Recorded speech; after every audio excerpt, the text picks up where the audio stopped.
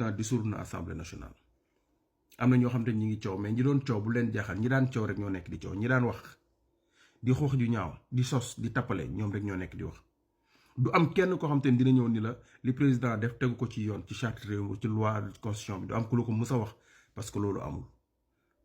amut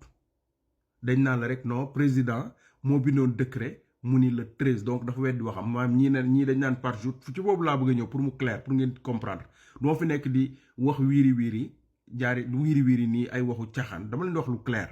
dañ naan la président moo def par jour dafa waxoon ni le 13 la koy def léegi mu dissoudre ko le 12